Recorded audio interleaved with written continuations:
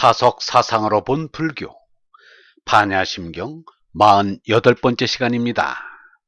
오늘은 수제자 샤리푸트라, 수제자 샤리푸트라라는 제목으로 말씀드리겠습니다. 반야심경의 샤리푸트라는 사리자로 옮겼고, 사리자는 눈맑은 이로 풀이하였습니다. 현장은 샤리푸트라의 이름을 사지자로 옮겼는데 쿠마라 집안은 사리불로 옮겼습니다. 쿠마라 집안은 완전히 음역한 것인데 반해 현장은 반은 음역, 반은 의역한 것입니다. 현장이 왜 그렇게 했는지는 알 수 없습니다. 샤림은 사람이란 뜻입니다. 푸트라는 아들이란 뜻입니다. 아들을 의역하여 자라한 것입니다. 불은 푸트라의 음역이 지나지 않습니다.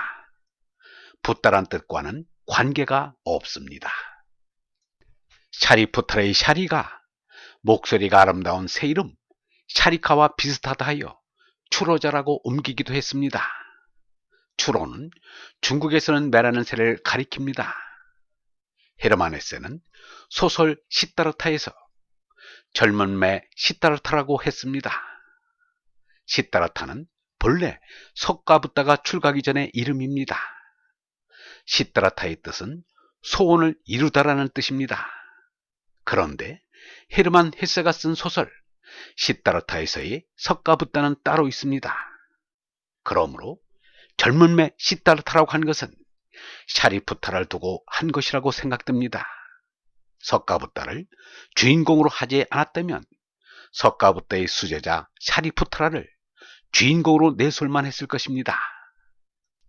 유영모는 눈맑은 이라고 아름답게 옮겼습니다. 맹자에는 눈동자를 모자라고 했습니다. 사리자의 눈이 검푸른 빛으로 아주 맑게 빛났다는 말이 전해오기도 합니다. 그리고 유영모는 맑고 빛나는 눈동자를 지닌 제자를 사랑했습니다. 그래서 사리자를 눈맑은 이야 라고 옮긴 것입니다.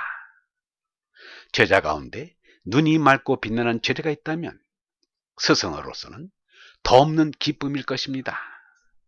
맹자도 이르기를 사람에게 있어서 눈동자보다 귀한 것이 없다. 눈동자는 악한 생각을 숨기지 못한다. 마음이 바르면 눈동자가 빛나고 마음이 바르지 못하면 눈동자가 흐리다. 그 말을 듣고서 그 눈동자를 보면 사람을 어찌 속일 수 있으랴 라고 했습니다. 석가붓다는 맑고 빛나는 눈동자를 지닌 제자 샤리푸트라가 있어서 너무나 기뻤을 것입니다. 스승에게는 훌륭한 제자보다 더 기쁨을 주는 게 없습니다. 제자가 길린 얼라의 법통을 이어주기 때문입니다. 얼라의 법통이란 스승과 제자 사이에서 주고받을 수 있는 것은 아닙니다. 그래서 장자가 이르기를 대조 참이란 사랑이 있고 믿음이 있으나 함이 없고 꼴이 없어 전에도 받지 못한다라고 했던 것입니다. 그러나 꿀벌의 세계에서는 어느 한 암벌에게 로얄 제리를 더 많이 먹임으로써 여왕벌이 됩니다. 스승님의 가르침을 많이 받는 제자가 얼라를 깨달을 가능성이 더 많은 것은 사실입니다. 일벌들은 로얄 제리를 암벌에게만 더 먹이지만 스승은 어느 제자에게만 특별히 더 가르치는 일은 없습니다. 다만 제자가 스승의 말씀을 좋아하여 자기가 열심히 배울 뿐입니다.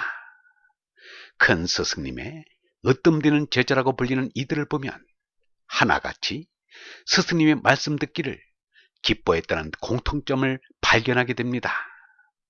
베드로가 스승 예수에게 고백하기를 주님에게 영원한 생명을 주는 말씀이 있사온데 우리가 주님을 두고 누구를 찾아가겠습니까? 라고 했고, 공자는 이르기를 내가 말을 하여도 실직내지 않는 이는 아내이지라고 했습니다. 석가붓다의 그 많은 제자 중에 누가 석가붓다의 말씀을 열심히 들었는가? 물론 수제자라는 말을 듣는 샤리푸트라입니다. 얼본 여러분, 석가의 샤리푸트라처럼, 예수의 베드로처럼, 다속 용모의 박용호처럼 스승의 말씀 듣기를 기뻐하는 이가 으뜸이 제자를 할 수 있을 것입니다. 우리도 석가와 예수와 다속을 스승으로 하여 그 말씀 듣기를 기뻐합시다. 진리의 스승이 진리의 제자를 낳습니다. 깬 스승만이 잠든 제자들을 잠에서 깨울 수 있습니다. 영성신학원 다속 아카데미의 하늘소리였습니다.